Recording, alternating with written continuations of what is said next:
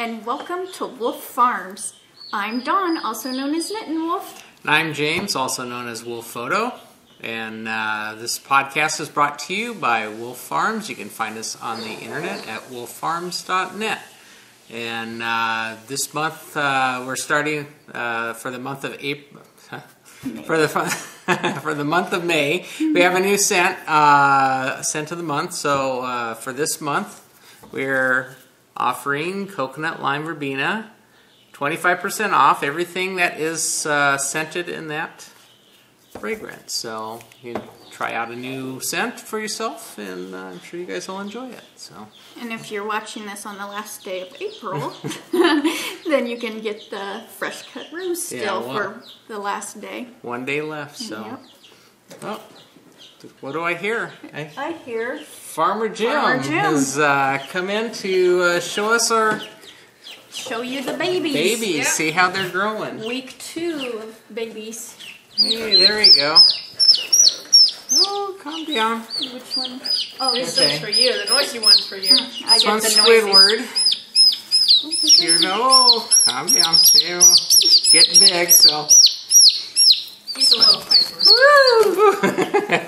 These guys are growing fast. No animals harmed on the farm.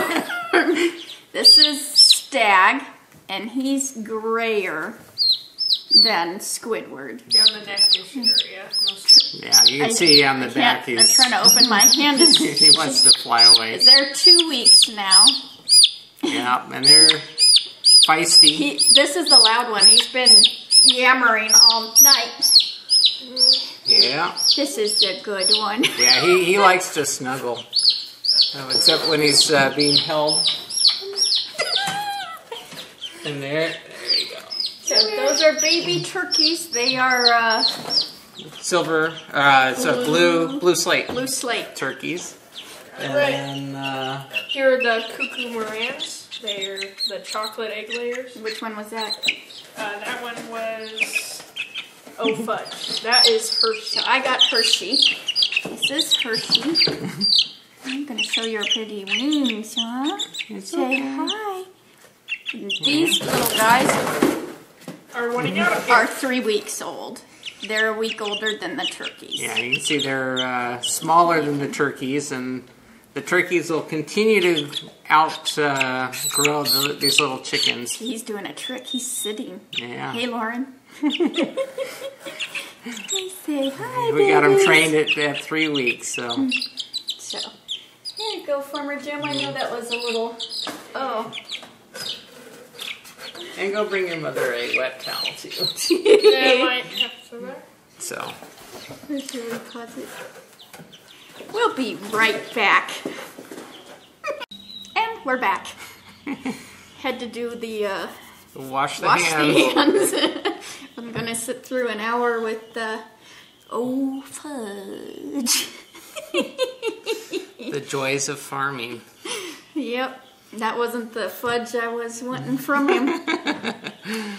And so we've been busy on the old farm. Yeah.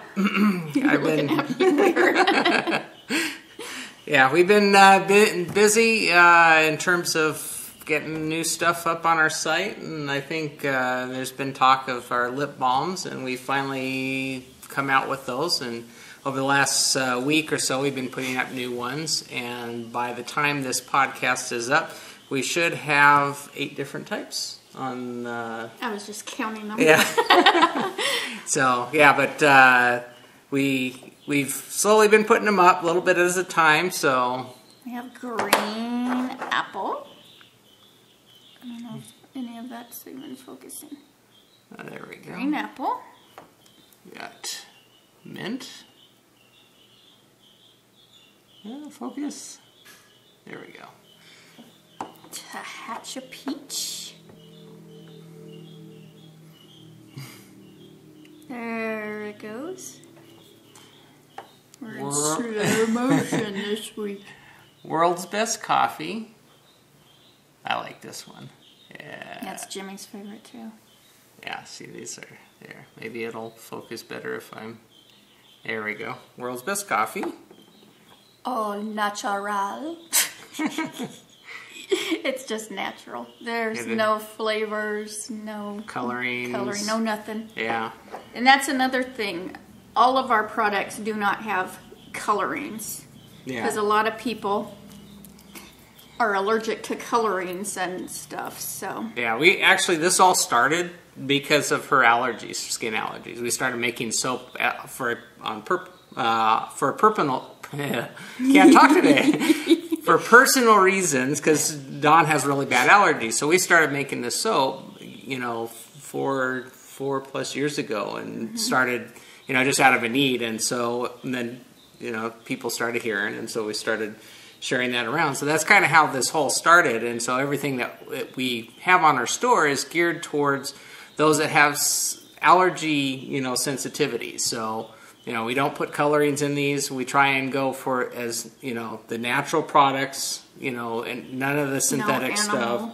Yeah, everything that we do is not has no animal products in it. So, because your body reacts better to more vegetable based material. So, we use high quality food grade oils in the stuff that we make. You could actually put this on your food and eat with, the olive oil and stuff like that. So, if you can eat it, then you can put it on your body. You shouldn't have any issues. So, and if I have a reaction, we don't even stock it in the shop. Yeah, this is our test person. I'm the guinea pig. And we really have only had one issue with one of the flavor. The things. Cinnamon for some reason reacted. So we won't be carrying cinnamon unless we can find one that actually passes our Dawn test. Unless you want to look like Angelina Jolie.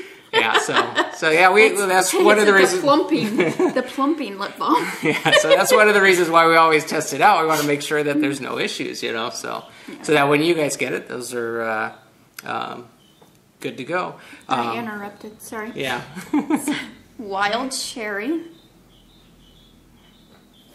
I show this, but she was talking. This is the Orange Delight. So it tastes like one of those orange creamsicles. That's the Coggy TM. Her favorite's orange. I think of that whenever we put anything orange in the shop.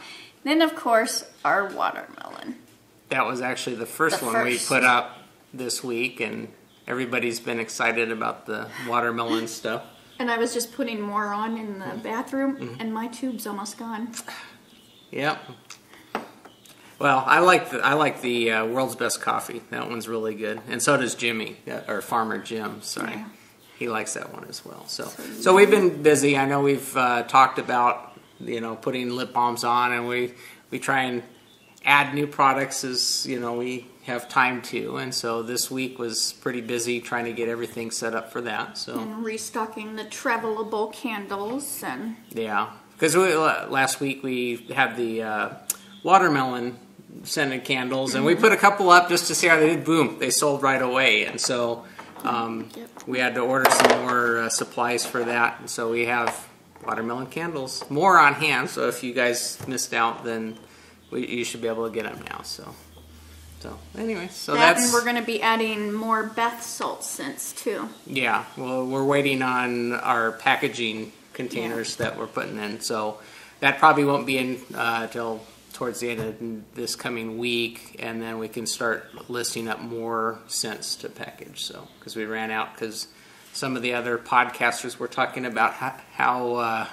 well they were enjoying it, and so we had a big run on that. But our packaging, the containers we put them in, we ran out. Well, we're not. We still have. Yeah. But we don't want to add new scents if we're short on the packaging. So good. So we're also working on solar and. Yeah, that's actually we bought stuff to add a whole new bank of solar, and I've been working on getting all of that. The wiring, the conduit and stuff over to that, because we don't have it on our house like most people do, because they're limited space-wise. We'll put it on top of the roof. We actually have ours sitting on the property that's kind of away from the house, so I have to run additional conduit over to where these are going in, and so it's coming along. I'd like to get that up before summer, because out here in the desert it gets warm, and it's nice to run the air conditioning, and that helps cover the cost of running that. So it's already getting hot. Yeah, crazy weather. Sunburnt, but it's hidden. Yeah. So shall we get into it? Let's get into it. In the coop was poop. I had to say it. Yeah. So my wolf photo socks are still in the coop, and this is with Afterthought April with Limnit Crochet, Lauren's podcast. And there's my Dickie Doo. Right there to there. I didn't get too much done. There you can see the hole. But there's no Afterthought heel lifeline, but I put markers where it's going to be. So I am past the heel part. So, yeah, these kind of plucked me this week. Well, really, I told Lauren that she cursed them because I was being stubborn and not going to cut my knitting.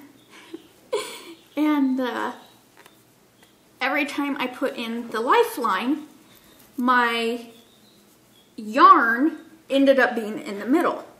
So I backed it out. And I thought, okay, I'll put it on the other side. So I knit all my stitches again and put it in on the other side. And I'm like, what the heck?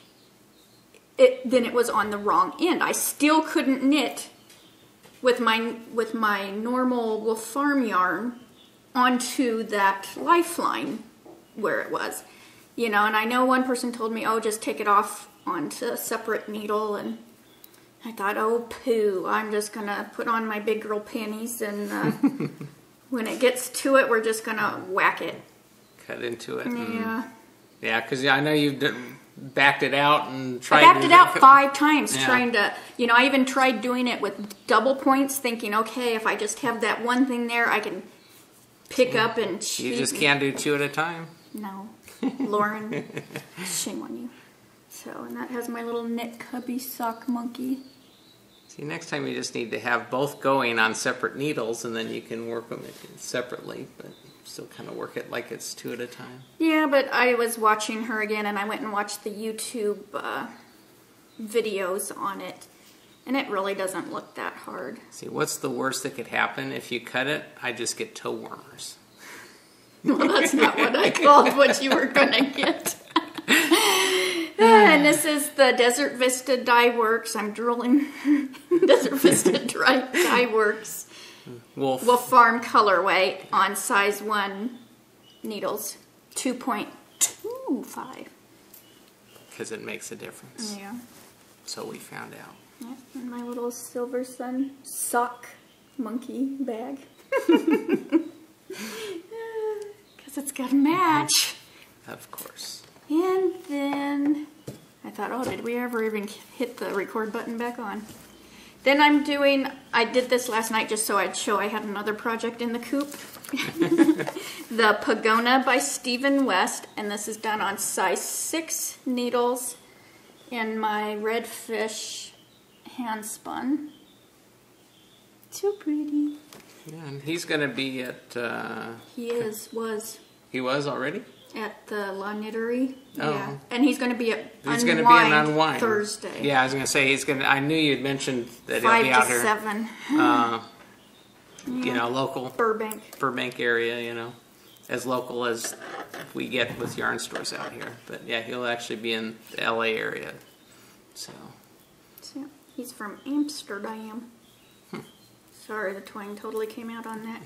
So I did an inch and a half last night. You can see my Dickie Doo. So, did a little bit. Yeah.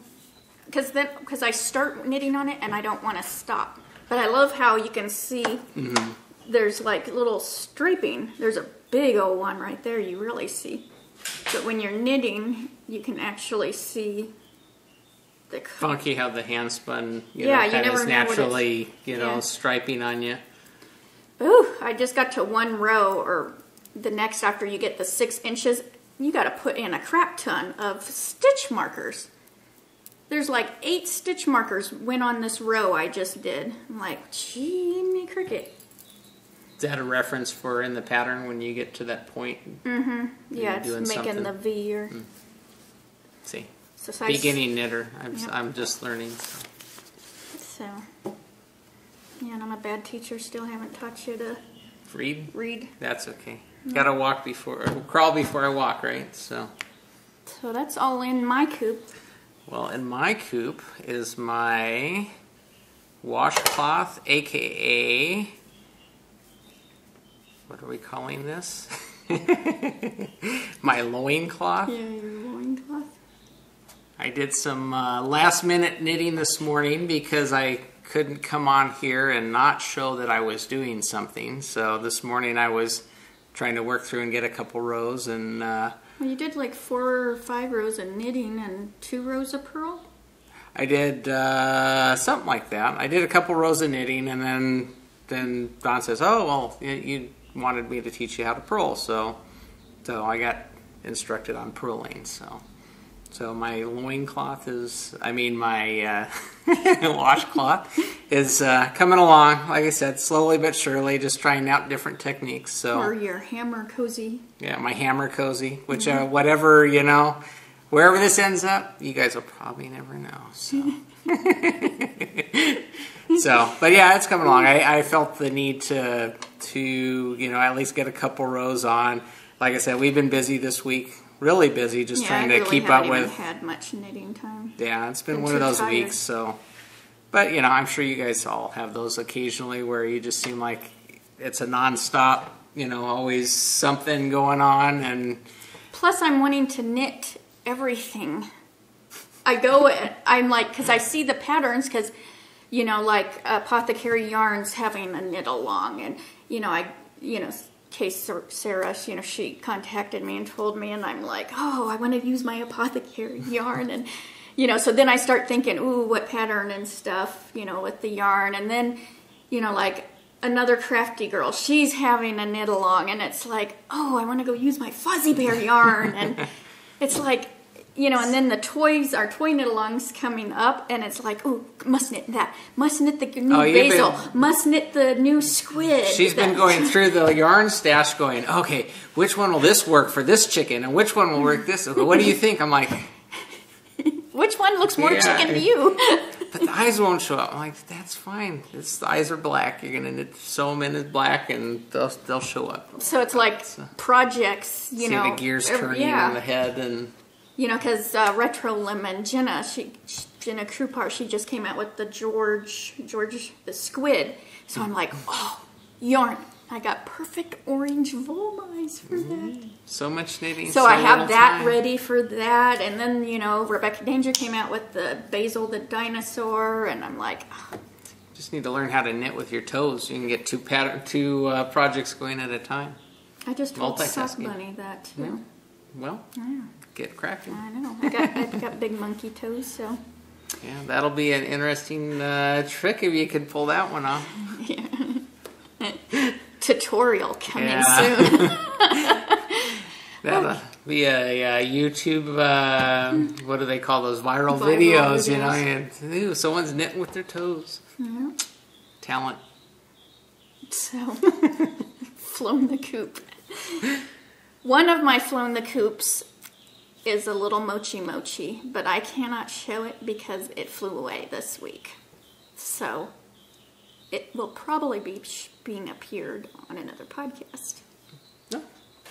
And if not, then we can show it next week through a picture. So, but I just love those little things, the little bitty mochis. And it turned out so cute, and I wanted to mention it so bad, but I'm not.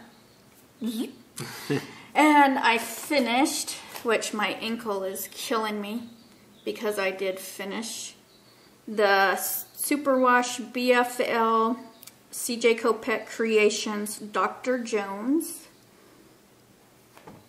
I didn't know which way I wanted to go with that. And it's still damp. Yeah, I know you're just hanging that out yesterday. So. Yeah. Very nice. This turned out so pretty. And this is for something for James. This was one of his birthday presents. Except he's not going to get to knit with it because I am. But it's pretty what's that called? Brain dead. Balanced. Oh. And it's a 2-ply, and I got 190 yards and 12 wraps per inch, so it's like a worsted. And it really bloomed when I whacked it. I love that part. After you soak it, you just whack it. Beat it up and get the yeah, because it water. really goes, it blooms the twist. But yeah, plying is just killing my, I mean, it's, well, you my twisted ankle- your my ankle, sprained. and so that doesn't help when you're. But then it was like killing my knees and my hips, and I'm like, oh my god, I can't. She's do been this. trying to talk me into making her one of the Mini motorized spinners. So Yeah. amongst all the other free time that I have, What else do you got going, boy? So I'm sitting, lounging, watching TV, and eating bonbons. You know, it's. Yeah, but and this is going to become a toy, and I'll tell you in a little bit. But it's so pretty. It's so pretty. And I'm glad it turned out bigger because usually I spin really thin. So I was really trying to... Glad it. See, I'm petting it. My precious. Now, did you spin it to try and get it thicker, or is that just the bloom that it had? Once when I thought of it's either going to be a hat or a toy for you, I started going a little bit bigger. But that's hard. It's hard to do. You get to your normal routine, it Yeah. tends to be pretty consistent. I guess you can do a 3-ply. Yeah, I could. I've never really done that. Yeah. Unless it's in-plied, you know, Navajo'd. But, it turned out so pretty. I love the colors. Fun And stuff. then, before I forget, because I always forget when I end up wearing it, I finished the hitchhiker. Yay. I know you had fun in it. Yeah, this was fun. And I got 40 teeth on it. I could have done 41, but I don't like the number. It's an odd number. So, yeah, I love it. I probably won't be able to get this back on. That's. I'll be like, I'm sure our I'll be viewers like will Diane, understand. you know. It's so funny, you know, 'cause she gets, oh, I don't like how that's hanging there. Which it is. It's going to irritate the living pooey out of me. Okay. So, yeah, it was fun. Done on size 3. I already want to do another one because it was a lot of fun. It's perfect for, you know, a really wild, variegated, see, I'm going to keep pissing with this, wild, variegated yarn. And Looks good. yeah, I like those teeth. That's cool. I wish I would have gotten, because she has a ebook with 4 patterns. And I thought, oh, I don't need all 4. We did that with another one of Was the it? designers. Yeah, I can't remember. It was like you get one for Yeah, and like I should have. $4, or you get all 4 for 10 or something Yeah. like that. And you know, it's I like, figured, well, you know. I'll just buy them as I need them. I guess if you know the designer and you know you enjoy their knitting and how they design and that sort of thing, then you know you're not taking too much of a chance to go ahead and get the extra Well, it ones. was the first time I had knit one of her Martina Bam's patterns. Oh. Had woo. So yeah. Well, now you know. And then I think it's, I know her real name, Phyllis Sonoma Knits. Oh, she did a rainbow one. And she was up all night doing it too. It's so gorgeous. I mean, just, I might have to do another one like that. It was just breathtaking. It was just like gradiated. Boy, I'm just, here we go. It's because I was on that VKN with the Tennessee girls, and oh Got boy, the drawl going. especially Caroline. I mean, I hear it, which is, you know, I don't normally hear. See, that should be a trick question from our viewers. Can you tell where Dawn is from? Just from, I'm sure it goes. Her drawl ranges all over the place, but she may have mentioned it, but you may know, but it's funny to know where she's actually from. I think we might have mentioned that in the yarn crawl because we talked about the Texas lady, Marilyn. So, boy, tangent galore. don't let me drive. I'll get you lost. So, Yeah, we have fun though. We do. We get lost on purpose. Yeah, well. So, to market. To market. To All right. market. Let's see. This is closest. I ordered this quite a while ago, and it came this week. And this is a Slip Stitch Studio. Because, of course, when we had our 10% off coupon, I had to take advantage of it. My fingers are just going to block. So there's her card. And, of course, let's see if you can guess what I got on the bag. Knitting chickens! And this'll, I have the white background with the knitting chickens. So this is her small sock bag. And it's got the, it's not wanting to pull. Maybe I should have, oh, there we go. My head out of my butt. So it has the little pull and it has the little, you push the button and so then it locks there. So it makes it kitty proof. And then it has the little handle so it can hang on your wrist while you knit. And it's got pockets. Chickens in the bag. My only thing with this bag, I'm going to show this. There's scissors. And that just totally disturbed me. I want to cut my chicken's head off or what? Just like, I'm like, scissors? Really? She likes the inside fabric to sync with the outside, and then, you know, yeah, I mean, you don't see it, I mean, because it's, but I know there's scissors there. But then I've told myself, well, they're knitting chickens, so they have to have scissors to cut their yarn. Scissors in the bag? Scissors in the bag. Yeah. So, yeah, I had to make it right for the poor chickens. Because we don't eat our chickens. No, they have a name, then they're pets. They're pets. So, I got that. And then I got bird leg bag. And I had to get this. And you will see why.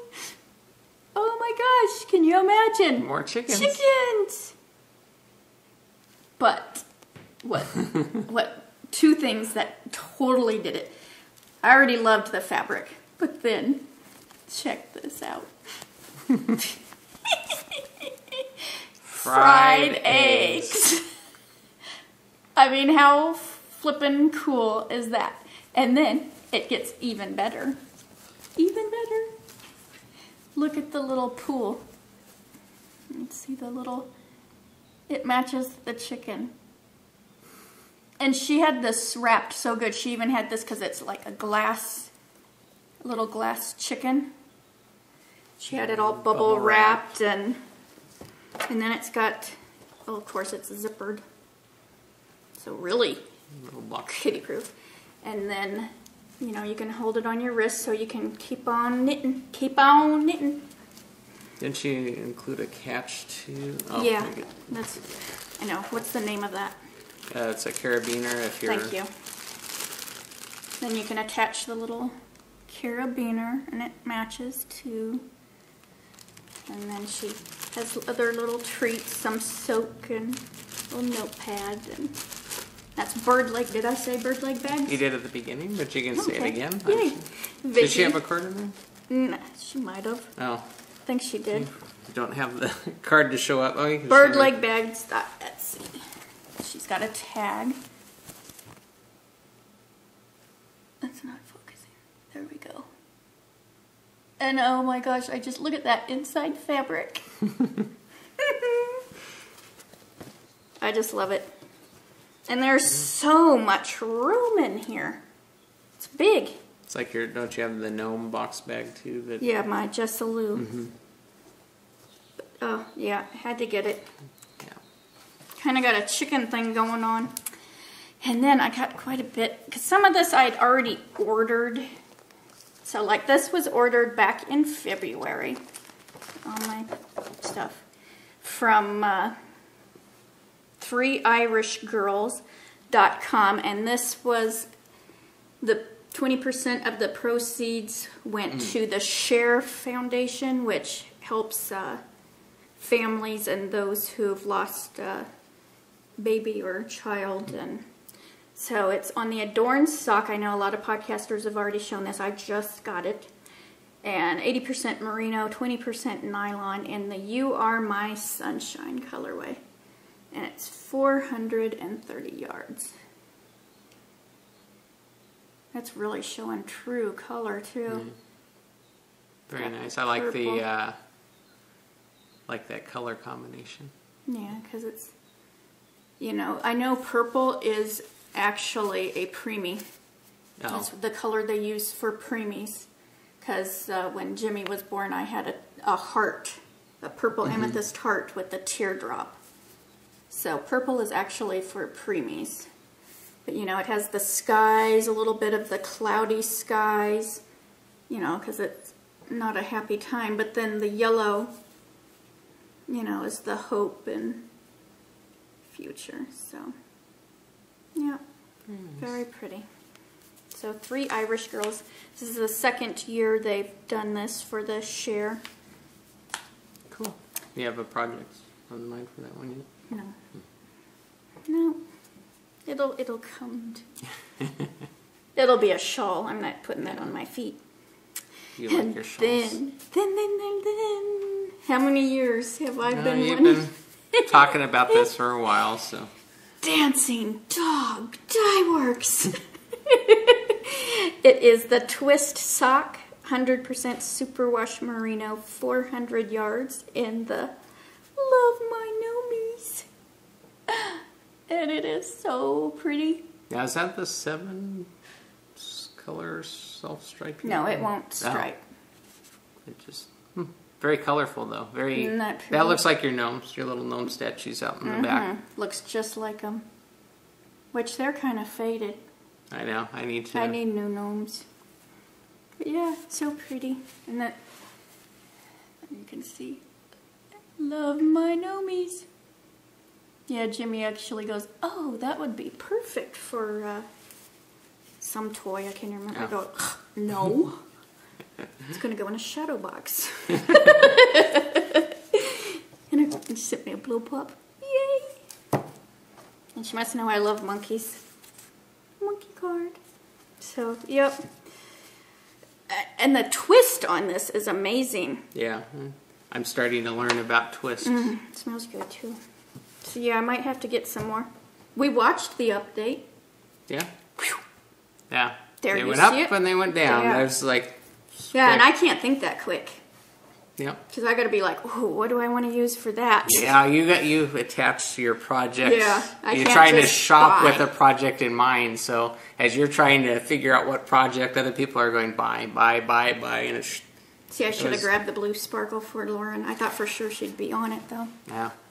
Because it was there for quite a bit while we Yeah, could. all 3 minutes. You know, I mean, the stuff was like up and down. It went up, and then as quickly as Yeah, it's the amazing. update was happening, it was going off the same thing. She's not So that far away. yeah, we'll just take a drive We'll up bring to her Fresno. eggs. And then I got in, I had pre-ordered this, and it came this week too. It's Gnome Acres, and she's on Etsy and also gnomeacres.com. She is, Knittables is having a spin-along, and so is Knitting in Circles. So you could have either got the Froggy Monkey color or the Knittables Franklin, which Franklin is her, I know it's a bird. What kind of bird?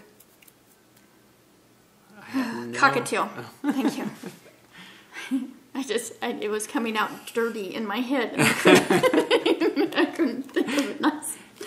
Anyways, so I got the Knittables Franklin in 100% Polworth because I love Polworth. And it's beautiful gray.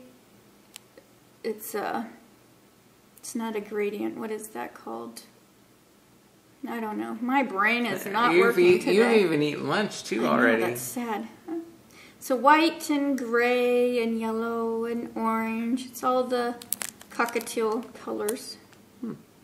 So that's what it's based on, is her bird's colors. And that's going to go on the wheel May 1st. Oh. So What am I doing? I don't know. So that was all to market. Okay. And then I'm going to move right into Squeal Like a Pig because kind of goes together.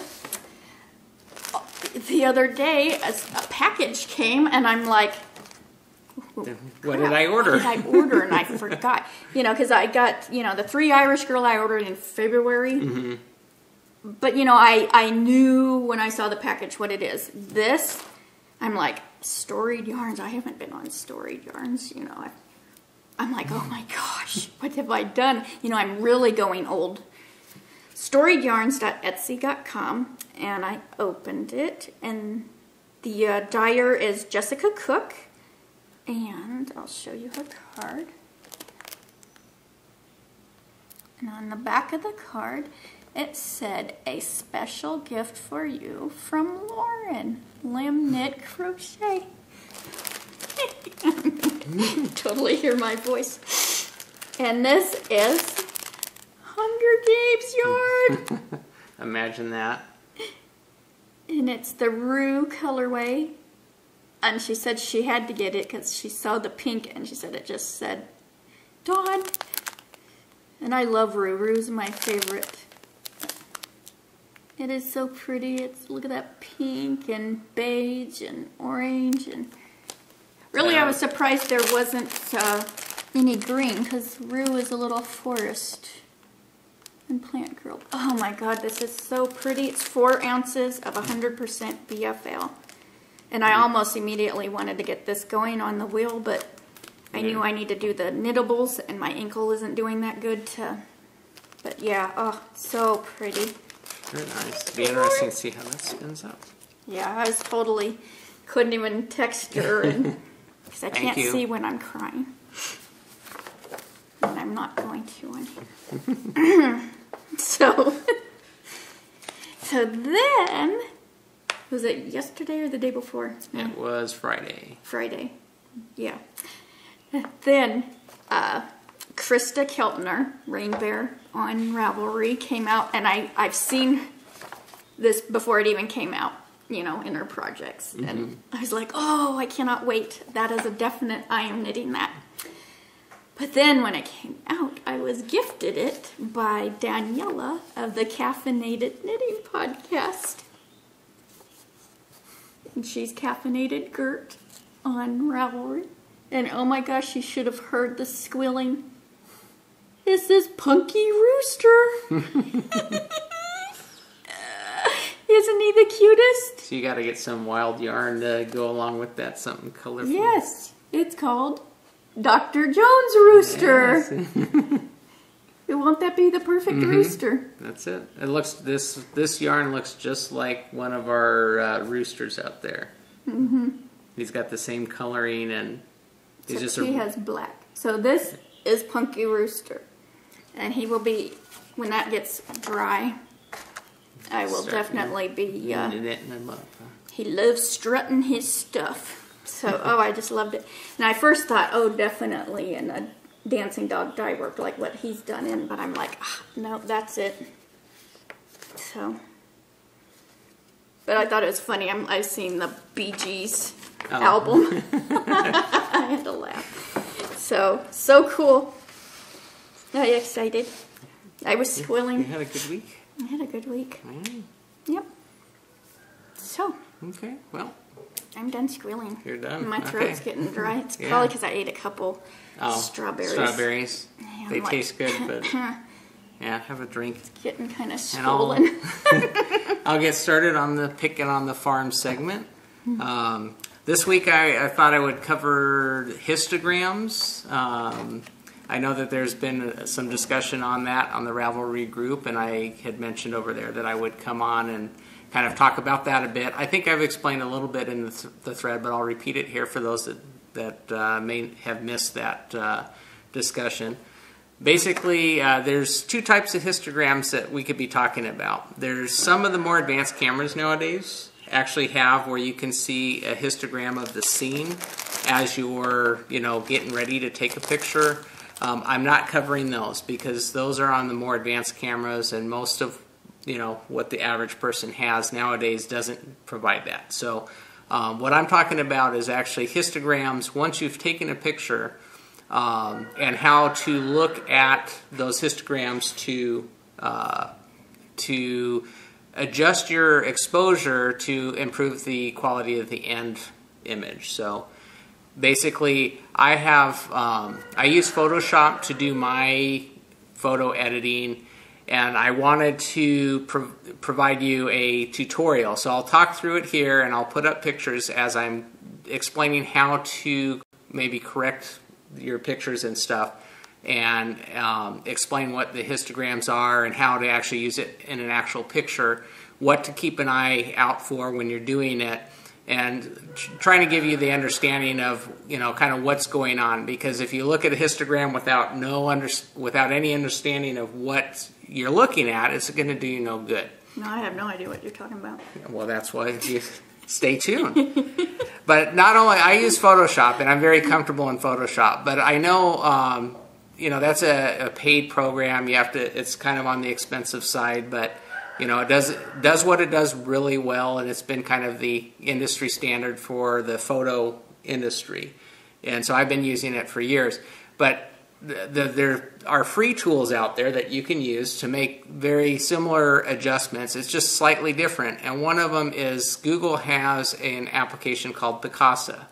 And that, come on, Google. Got my Google shirt on because I figured I'm going to be talking about one of their products, so I do give them a little shout out there. Not that they need any, but their software Picapos is a photo editing, and it kind of ties into the whole Google, you know, universe. But I wanted to show examples of how you could use Picapos to do essentially the same thing in correcting. So I'm going to kind of talk through the histogram, both in Photoshop and Picapos, and then also adjusting an actual photo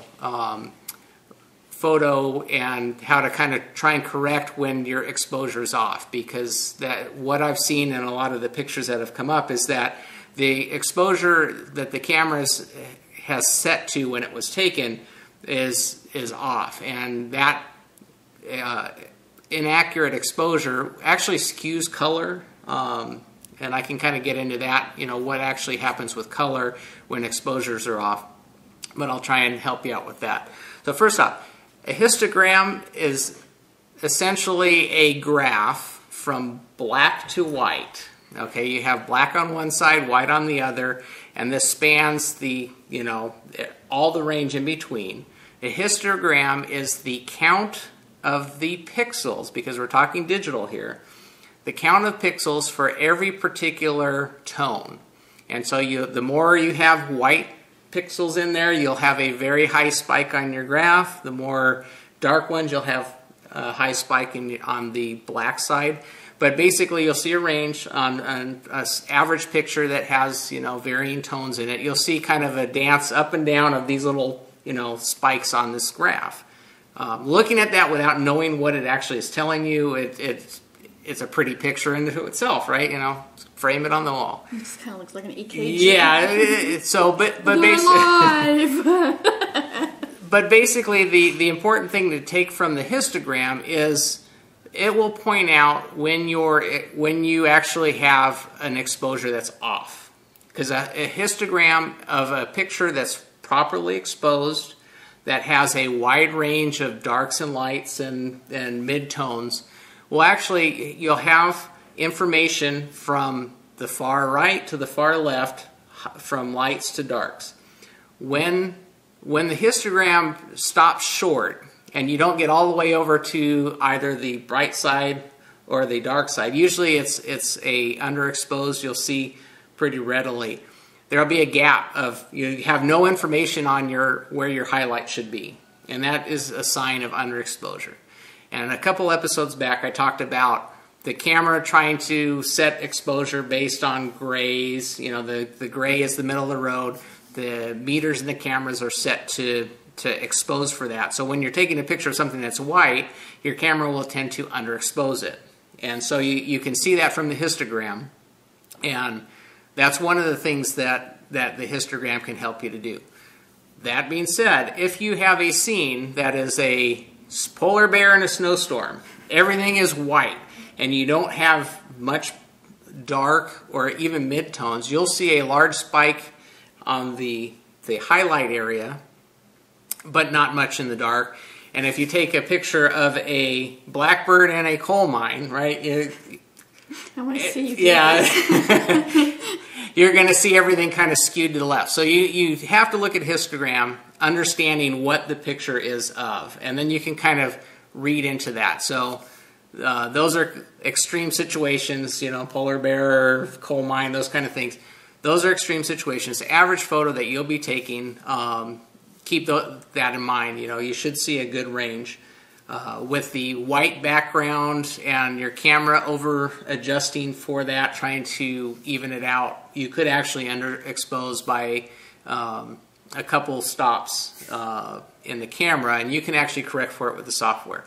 And that's kind of what I wanted to cover here. So one of the things I'm going to show a picture of is I'm going to show a picture. You should be seeing it here. It's actually 3 tones. It's a solid white, a solid black, and in the middle is the middle gray. And to get to the in Photoshop, let me get my notes. Excuse me. Make sure I know what I'm telling you here. To get over to the histogram, you would go to. It's all automatic for me. Go to the adjustments. See, I knew I would do this. Got too many papers in front of me. He's got a book. Well, I got a lot of pictures, and no wonder you were taking so long to get ready. Thank you. Yeah, we're actually podcasting a little late. But basically, you'll go through the menu and you'll go to the levels area, and I'll show a picture on how to get through to the levels area, and you select levels, or you can push Control L in Photoshop, and it will bring up your histogram. And what I'm showing here is the histogram of the 3 tones on an image of 3 tones: black, gray, and white. And you'll see just 3 lines. You'll see one on the far left, one on the far right. Those represent your black and your white, and then one dead center spike, which is gray. That is what you would expect to see, because like I said, the histogram is counting pixels. So you have, you know, the count of pixels for black, count of pixels for white and gray, and nothing else in those middle tones. And so the tones, you know, like I said, I'm going to show up now a 5-tone image, which is kind of black to white, but 3 different grays. And then here's the histogram, and you see now 5 spikes. So I'm just trying to get you to understand that that's what the histogram's doing. It's just telling you, okay, you have this many pixels here, this many pixels there, and it spans across that. And then the last one, kind of explaining histogram, is the image of the 5 tones, and I did a gradient. So it actually fills in, and you have a wide range. You have tones from black to white in that little center box that you're seeing on the screen. And you look at the histogram, and now we actually have information at the bottom of the histogram showing basically some information. There are counts because the gradient box is not the whole image. There's a small amount of the image that actually has full range on there. So. No, I keep hearing Craig. He's at the back door, and he just... Yeah, he's interested in learning about photography too. So anyways, that being said, hopefully you'll get an understanding of basically what a histogram does. I'm showing grays because whether it's color or not, that's irrelevant, because the histogram, if you're looking at it, the histogram basically will show you the great range from black to white, whether it's a red, green, or a blue or yellow, whatever. It'll all fall within a particular tonal range, I guess is the best way to explain it. And so that being said, you can adjust from the levels. This is where you're going to actually fix your picture, is from Photoshop. You'll adjust your levels from the level area. And you can correct by sliding the little caret at the bottom of the histogram. You can shift that right or left to kind of correct for the range that you don't have. So if your white is showing up, your white spike, which you would expect to show up on the histogram, is falling short of the complete right, you could actually move that in, and that will help correct your exposure. And you'll see this on the screen. Hopefully I'm making sense of this. But as you slide it right or left, you can either move your highlights over to where your image is showing your highlights, and that will expand and correct that range, or you can kind of work it from the darks. And as you shift these things around, it'll actually adjust the range within the picture. So there's a couple things I'll show up here in an order. Hopefully that'll make sense as I'm showing.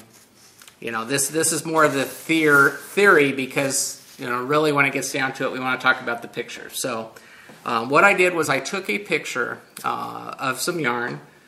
Imagine that. Stay on topic here.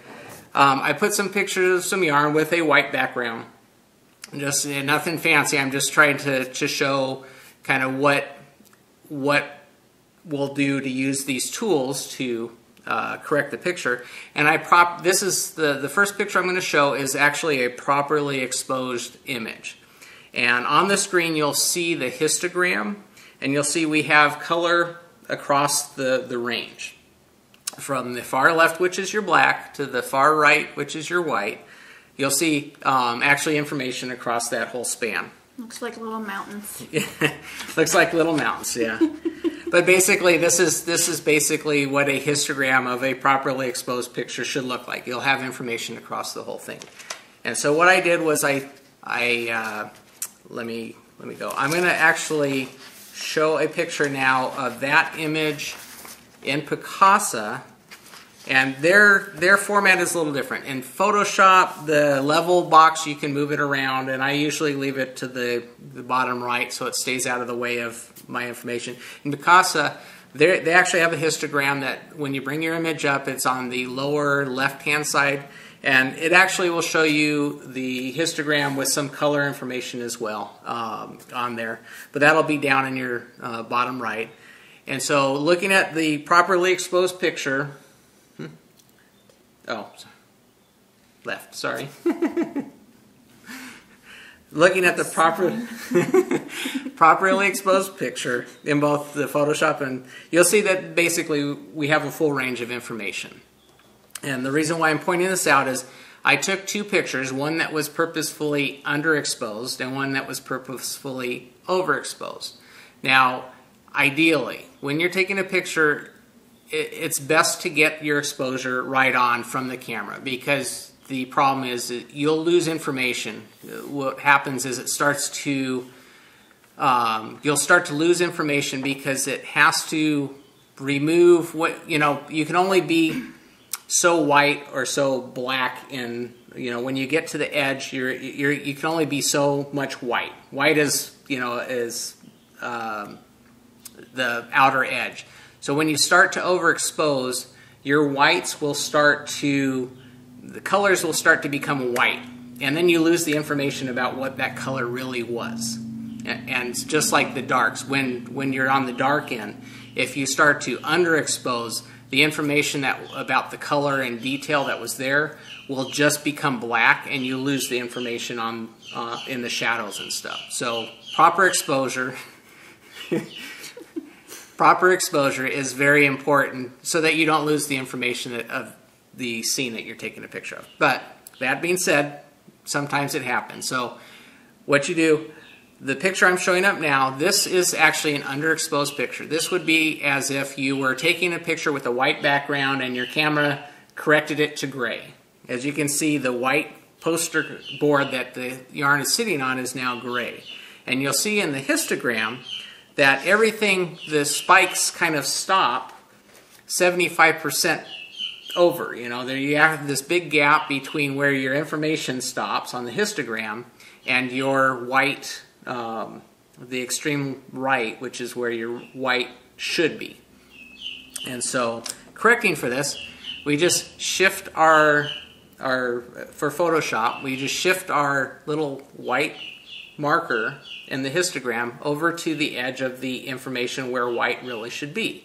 And that will bring all the white back, to the correct levels. And this information actually increases contrast, so it won't be an exact match between the correct exposure, but you'll see some adjustment in the contrast. In Picapos, they actually use a different means of doing that sort of correction. They actually have a highlights bar and a shadows bar. And when you're correcting highlights in Picapos, it's like from gray to highlight. So you're adjusting the range from your middle gray to your highlight. So you'll slide that bar around, and you can watch the histogram adjust down in the bottom left. And as you slide this, you'll see the histogram get to the edge, and that's kind of what you want to watch when you're correcting these. So, so I'll show right now this is an image of the corrected underexposed picture in Photoshop, and then this is the image of the corrected Picapos image that was underexposed. Now overexposure tends to wash out colors, and the reason why it does that is, like I said, you can only be so white, and when you start to overexpose, colors that shouldn't be white will get recorded as white, and you'll lose information about those colors. So it'll be more apparent with this example that you can't fully recover from bad exposure. So I've overexposed this picture and by a couple stops, and you'll see there's still information across the gray, but everything just gets washed out, and you can tell from the overexposed picture. Correcting for this, we actually will be working with the black from the left side of your histogram. You'll be sliding that back in to try and correct and bring back in some of that color. But unfortunately, highlights are more damaged. Overexposure is more damaging than underexposure because you can tend to live without shadows so much in this type of photography. But when it's essential of getting colors accurate, when you overexpose, you lose color, and you don't want to do that. If you have a darker yarn, then you might consider not underexposing either, because you could lose some of that. Ideally, you expose correctly, and you play with your camera a bit to find out what works best. But I'll run through the same examples here with the image in Photoshop, the overexposed. And like I said, we're limited here in terms of how much we can correct, and you'll notice in the poster board that the poster board is now 100% white, because the subtle highlights, that weren't quite white in the correctly exposed just wash out to white. And so when we correct, that whole poster board is going to be white, and we can't bring back that information. And even the colors of the yarn are not going to be that accurate. So and then like with the Picapos, same thing. You'll be using the shadow bar to adjust to try and get that color back in. So hopefully I didn't lose you. I'm trying to give you guys examples of stuff that you can do without having to buy expensive equipment or expensive cameras. This is for the common person. The tools you have access to. Picapos, I know a lot of people use it because it's free, and it actually is a pretty good tool. I just use Photoshop because I always have. I'm more comfortable with that, but Picapos has got some good tools in there. So hopefully this example of the Photoshop, because I know there's some people out there that have been discussing in the thread, I actually use Photoshop or Lightroom or Image Ready. Those are all Adobe products for doing photo editing, and they all are similar. I believe the Image Ready also uses the same type of level adjustments and stuff. It's a common theme on the Adobe products. And then with the Google Picapos,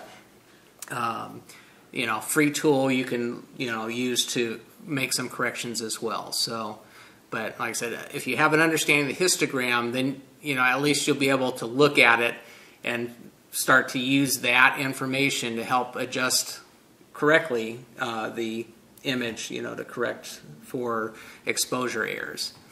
And like I said, then this way you don't overcorrect, because at least you know what you're doing while you're looking at that histogram. You're not, going to an extreme one way or the other. They have some auto-correct tools. I don't personally like those, because those are much like your auto exposure meter in your camera. It makes assumptions, and it doesn't know exactly, it just has to make assumptions, and I don't like, the fact that it's not always right. So I never use those. So now, I hope now maybe you understand. Yeah. I use the auto upload. Level. Yeah, so that is for those that are interested in actually trying to dig into the nuts and bolts, the mechanics of the histogram, and how that can be used to kind of adjust your pictures and trying to correct for those underexposures. And you can do some cleanup as well of an actually well exposed picture to enhance certain areas, but I'm not going to get into that level. I just wanted to kind of explain what the histogram does, how you can use that, and the tools that 2 tools that can be used to do that. So if you have questions, you can post them up in the photo thread on Ravelry, and I'll try and make clear anything that I might have confused people on. So.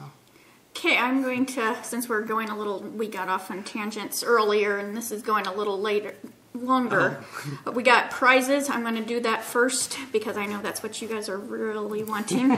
The Wolf Farm Hatch and Knit April. We had 2 patterns donated, yes, by Crow Julie, and it's 2 dishcloth trio patterns.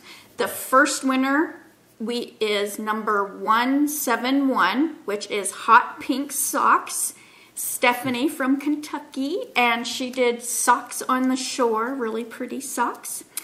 And so I will let Julie know that you're one of her winners, and she can send you the pattern right along to you. And then our other pattern for Julie,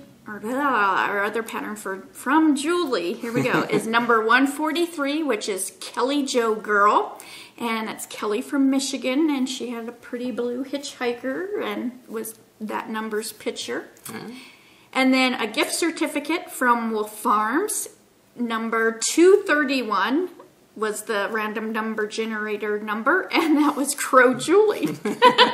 And she had a cute little crocheted octopus. So get in touch with me, and I will let them, Julie know, and then Julie, I already know your address, but I guess I need to give her the code. Yeah, so, we'll send you the gift certificate, and then you can choose whatever it is that you're wanting from the store. And did I say $10 gift certificate? You said gift certificate, but you didn't say how much. So it is $10 gift certificate. So I'm seeing the time, and it's tripping me out.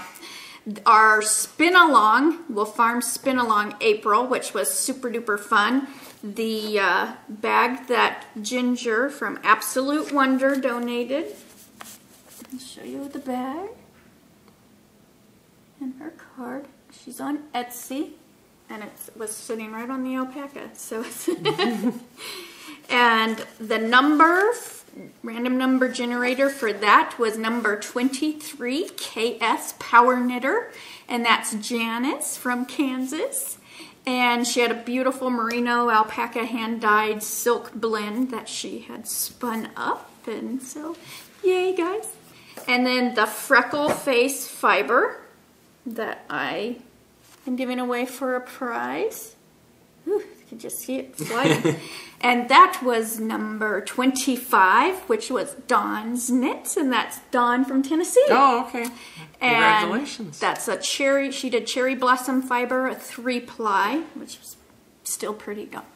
So, and then our winner for Friends and Fiber, Peg and Jan, their Friends and Fiber on Etsy.com. They're donating a 4-ounce braid thing of fiber.